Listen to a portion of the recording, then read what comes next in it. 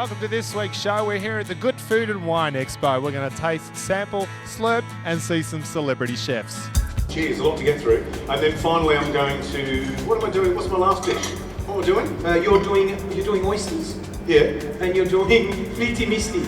I just thought I'd see if he knew what I was cooking. He actually asked me on the plane yesterday, what's the other dish I'm cooking? And he didn't know. And we promised ourselves, didn't we? That on the 20-hour flight, we would spend an hour just rehearsing what we're going to do on the show. We did. Busy stuffing your face, that's okay. It's what you do at the food show. And I'm here at the regional section, and this is all about regional food. And it's a bit of faux grass and a lot of hay. And let's check out some regional food.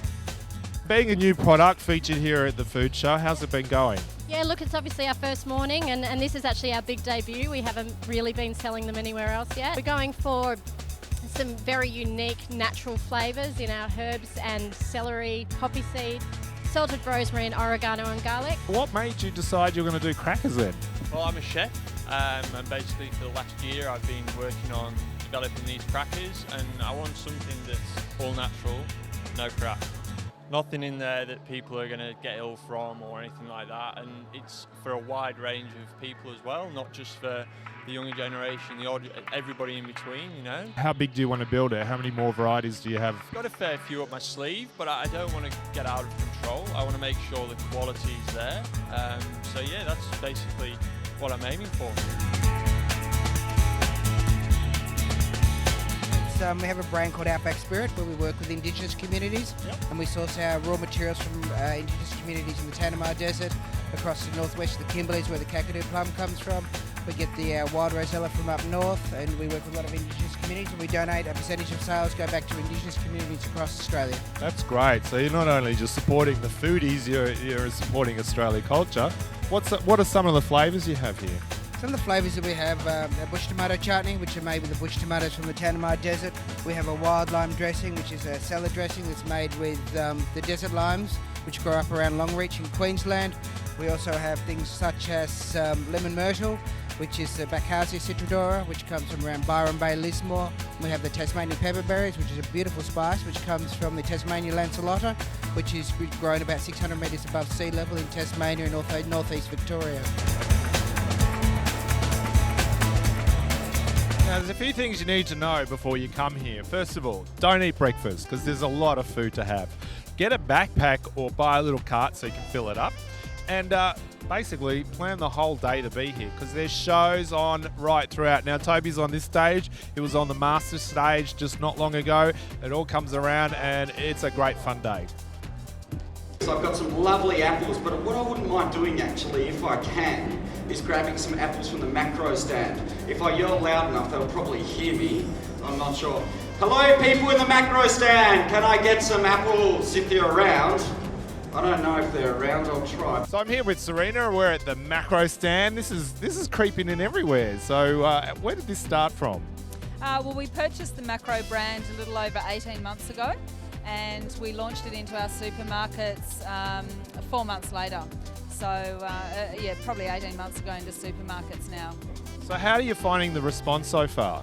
Oh, customers are really engaging with the brand really, really well. So that we've got organic, natural products and gluten-free products, and all of those areas are growing really well for us at the moment. So how many products do you have on the market at the moment, and how big are you growing it to? At the moment is around 220 products in the market, and we're aiming to have probably another couple of hundred by the end of the year. Wow. So this is all now available in Woolies, and Yes. So how did you get that kind of deal? Was it a tricky thing to do? No, we bought the macro business, purchased the brand. You know, we were able to roll that into all of our stores. Hand, kind of a bit like a claw to get as much area as I can. And it's very important to take your diamond rings off if you're doing this for obvious reasons. The Italian master up on the big stage there. How'd you go? Good. So where did the passion for Italian food come from? By accident, really. When I was 18, I didn't really know what I wanted to do and got a job in an Italian restaurant, and after 6 years I was still doing it. And I went to live in Italy and it kind of really kicked in from there. So what was your favourite place in Italy? I guess my favourite place is a little tiny village called Liaw, which is up in between Milan and Venice. Why does it taste so good over there? I think, I think they make it. Italian food over there is very simple. Over here, we tend to add a lot more flavours in, I think. And I think once you actually get over there, and probably it's got a little to do with architecture as well. Probably when you eat a tomato salad in a sub-basement restaurant in Melbourne compared to a terrace in Tuscany, things taste a little different. The view, you're absorbing it all in. Yeah. So you've been cooking, what, 12 years now? 19. 19 years. Does it fly? Yeah, I think the first few years kind of go a little slowly, and then before you know it, you're old, and then you've been cooking a long time, and your body hurts, you know. What are some of the flavours that you enjoy here in Melbourne? I definitely like eating Indian food in Melbourne. I think we've got everything here. I'm a big fan of Greek food now. I eat at George Columbaris' restaurants all the time. But I love, simple flavours of Greek food, and but we've got everything here. We're so lucky. For me, it's an extension of my job, really, and being able to write books is fantastic. I mean, who wouldn't like it? You get to go and work overseas and travel and write, and it's just really enjoyable. So your books are pretty much about the memoirs and the journeys that you've been through and the experiences? I've written 3 books, and the first 2 are straight cookbooks, and the third one was almost like a kind of travel log of a trip, which I took to Italy for 6 weeks. So. Diary. The Diary of Todd. That's pretty good. Recipes in there, so yeah. We have a bit of an emergency stop here where you have to repack and readjust, yeah? You do, definitely. Oh, sausages. Sausages, you got duck, Freezer bags, this is good, yeah, important. Because you're going on right through, yeah? Well, You're going to go the distance. I have to go back to my friend's car and put stuff in there, so yeah. How many trips to the car have you done? I haven't done one today. Oh, okay, so this is 2. 2. Okay, so we're a bit behind. We've still got to 5 o'clock, yeah? Well, it's open till 8. 8. Oh, even more hours that you can poke a stick at. I know, last year was 6. I was here the whole time. Okay. Today I'm not doing that. So how much have you sipped, slurped and tasted? We've done a fair bit. We've did the Shiraz tasting, and we've been around. Recommendations for today? The sausages are pretty good from just there. Sausages are great. Always fresh is good. It's always good. You sound like you know this like the back of your hands. And that one over there, and B40 and stand K13 is great. The Italian thing cooking class was nice food. What we tasted, yeah. Have you done any of those things as well? The classes as well? We did last year. The cheese tasting. It's like speed dating with cheese. There's so much going on, and there's a whole group, Stan, just devoted to coffee. One of the major industries in the world now. We're just going to have a little coffee break, so I'll see you on part 2. The descendants of Chinese traders that came to the Straits area of Malaysia and Singapore around the 15th century, when Malaysia was a very important trading port in that region of the world. You've been so busy. Yeah, it's been running around a fair bit today. So you flew in today, just obviously for the Good Food Show. How's it going? It's going really well. The demonstration was okay. Had a bit of a disaster with some of the ingredients for the kway teow, but these things happen. So basically today you're showing Nonya cooking. One of the dishes, the ayam kapitan, is a Nonya style dish. The char kway teow is a sort of more traditional Chinese Malaysian dish. So tell us a bit about the food in Malaysia. I mean, there's quite a few flavours there. Where does it all come from and where does it all start? Well, I guess there's probably 4 major types of cuisine in Malaysia. There's the Malay food, things like satay you would put in that category. There's Chinese Malaysian food, which is things like char kway teow, bak kut teh, that kind of thing. There's Indian Malaysian food, which is things like your mamak and your roti canai, those kind of styles of eating. And then there's your Nonya or Peranakan food, which is that kind of old blend of Chinese and Malaysian ingredients. Not to confuse it with my mother, whose name's Nonya. So you obviously have learned all these flavours? Yeah, I'm always still learning, but I do try and pick up a few tips here and there. We were over in Malaysia last week actually, and I got to do some great Nonya cooking with Florence Tan, who's kind of the queen of Nonya food over there. So that's your chef idol? yeah. She taught me a lot about Nonya food. So tell me, you've got your book out as well. I mean, are the recipes in there simple and easy for everyone to follow? Absolutely. Yeah, when I was writing the book, I specifically wanted to write a book that people who hadn't tried Asian food before, tried cooking Asian food before, would be able to sort of pick it up, go to the supermarket without having to go to specialty stores, and just just be able to actually cook something that they've had at a restaurant and never thought they could cook at home. There's a bit of a mystery sometimes. You go in those supermarkets, you're looking at this jar and you go, what is that? Exactly. We've done as much as we can to try and combat that. We've got pictures of different ingredients in the back of the book, a glossary that even shows the shape of the bottle that you should be looking to buy. It's a big book and quite a good book. Now, obviously, what's your favourite food then? What do you love eating? Malaysian food, actually. Yeah. I have to say is my favourite. Hainanese chicken rice is, that's my home comfort food. It's my go-to food whenever I kind of feeling a bit homesick and missing home a bit. So you're also planning to open up a restaurant in Sydney soon? Yeah, that's the plan. Hopefully before the end of this year. Okay. Yeah. So where do you want to take it? Do you want to do you're doing the whole TV thing and? I'm just happy cooking at the moment, and the next step for me is definitely a restaurant. Because obviously it's easy and fast cooking, yeah? Yeah. I mean, I think Malaysian food is not the kind of thing that you need to slave over a stove for a very long time. But, if you enjoy slaving over a stove like I do, there's other options. There you go. Well, thanks so much and enjoy the show. Thanks.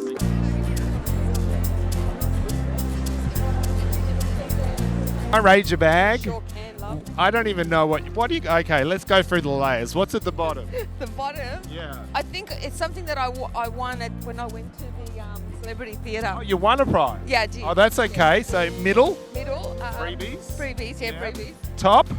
Top. Subscriptions. I've got aprons. Aprons. Tea towels. I've got a hamburger maker in there as well. Wow, you've been busy. I have been busy. I was just saying to my friend, I think I need another bag. Have you got a car nearby? You might just need to dump and run again. Downstairs. Oh, there you go, fill it up. So obviously you've been here before? Yeah. And I just warned my friend, I said, you're going to love it. I said, but we need a bag. Before we go anywhere, we need a bag. Lastly though, folks, and my favourite part of the Swift Mix, inside your beaker is a 3-year unconditional warranty. So if you break anything you see here, we will happily replace it for free. And what are you drinking? Daiquiri. Daiquiri, what flavour? Watermelon. Watermelon, and you? Mango. Mango. Are you old enough? Yeah. Yeah. How are you enjoying the show? Good, we saw Manu. Oh, Manu. It's amazing. Oh, yeah? So that was the main stage, yeah? Yeah. What else are you planning to do today? Just chill. Chill, drink up. Where'd you get these lovely things? Down the end. Are these actually alcoholic? I'm not sure. Oh, So have you been here before? No, this is your first time. Okay, so what have you learned? Have you seen anything? Any new products? Just went to see Manu. That's it, you came all this way just for Manu? Yeah, we love him. Oh, you're an avid fan, yeah? Watch him on TV, all that sort of stuff? All the time. Oh, there you go. Posters on the wall everywhere. Oh, posters on wall. You are manic. Did you get an autograph? No. Cookbook? Well, I haven't gone yet, so we're looking for it. Oh, so you better head out. You might stalk him. You're a #1 fan, yeah? Maybe. Maybe. I think so. Manu, if you're watching, watch out.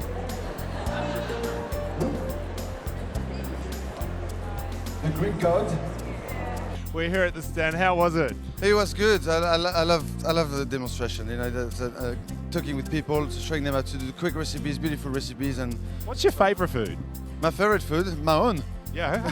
Do you have a favourite thing you like to eat then? Oh no, I eat everything, and even if you gave me something I've never had before, I'll try it. So willingness to eat anything or try anything. That's right. Yeah, open-minded. So do you have a lot of people coming up to you asking you the same type of questions? Yes, like you, yeah. Yeah? He's cheeky.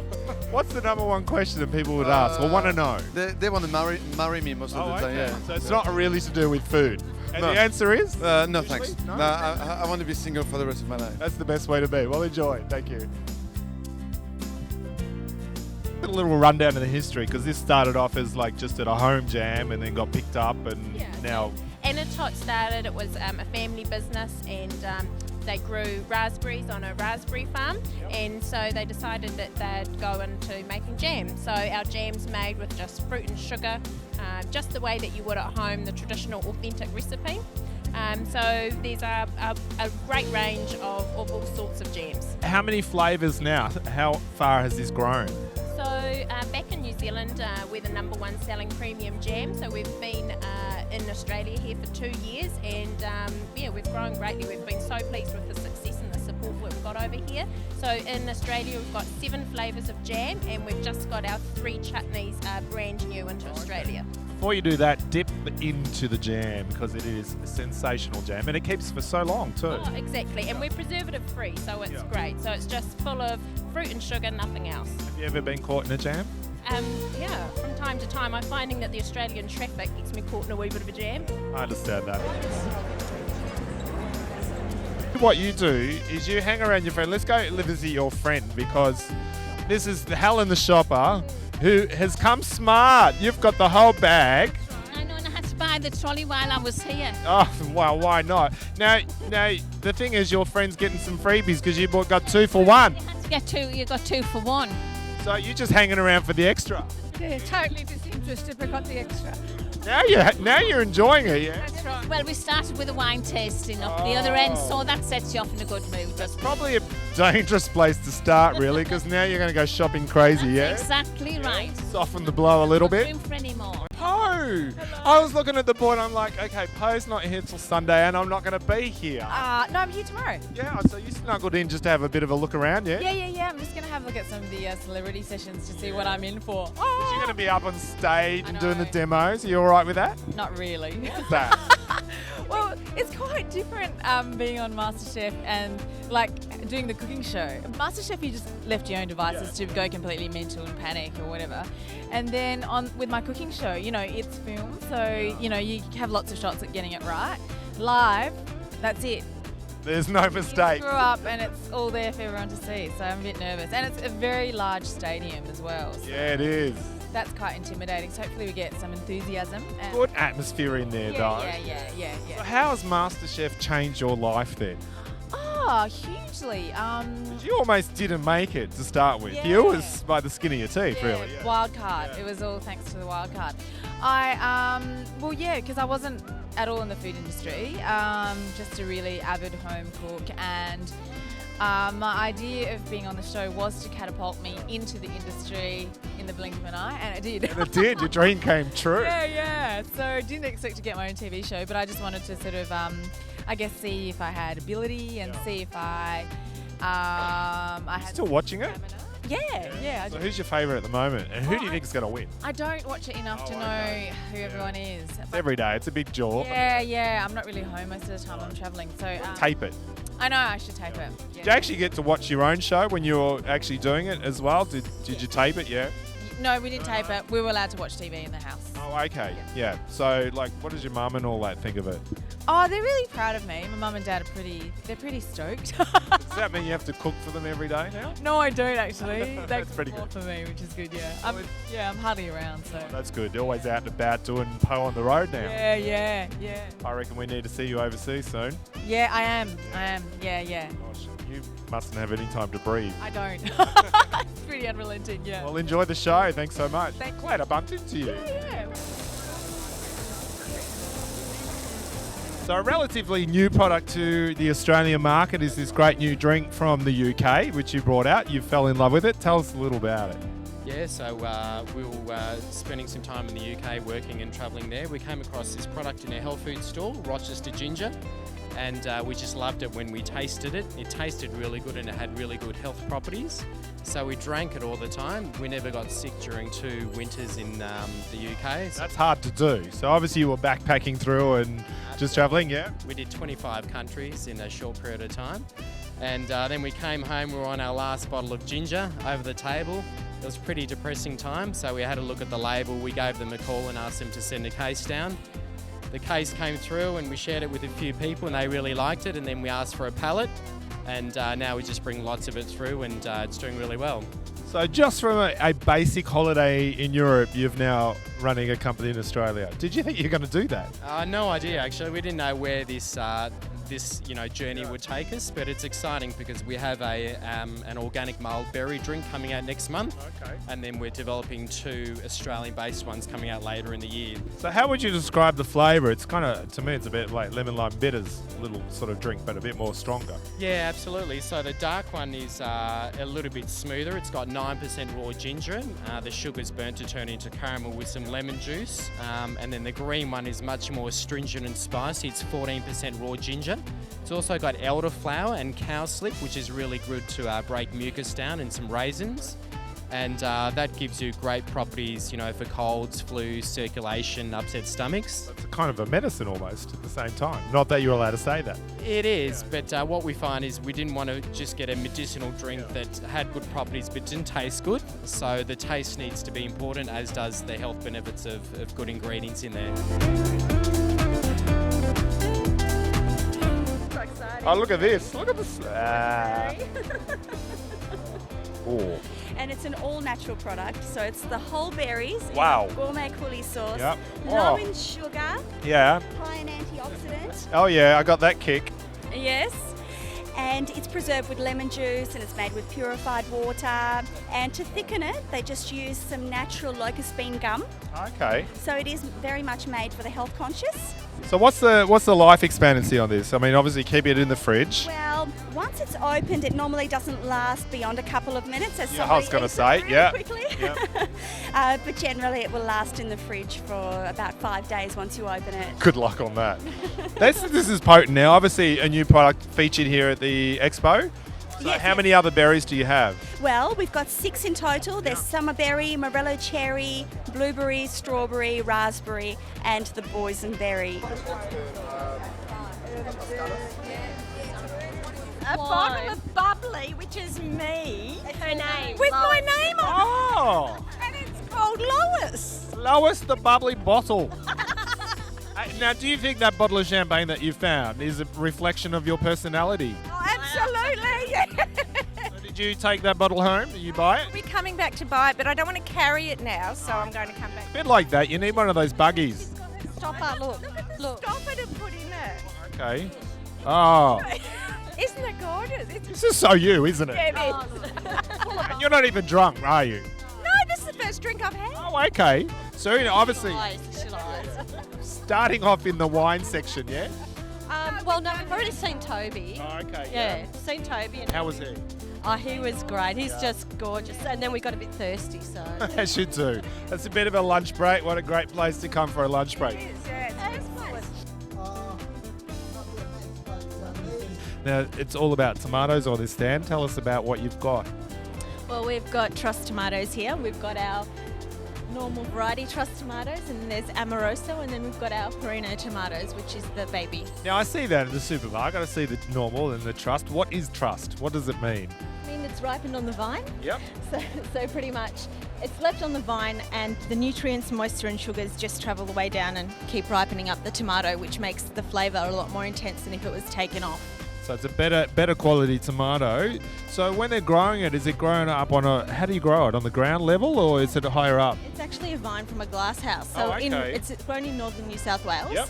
And they're vines that are actually beautifully Yep. looked after and hand-picked, but it's not from the ground, it's actually in cocoa peat, Oh, which is not a okay, soil, and it's just pumped in with lots of nutrients and water that's collected from the glass house, so it's quite sustainable. So, and also the important thing is sun and light, I guess, as well with a tomato.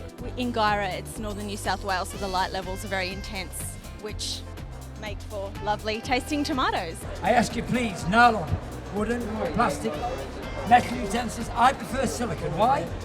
Well, that will sit in your pan all day. They don't melt. The only thing I ask you not to use on my pans, ladies and gentlemen, is the obvious one. Please, don't use knives on our pans. Well, thanks for watching this week's show. There was a lot of food tasting and a lot of drinking to be done, so stay tuned next week for another exciting show.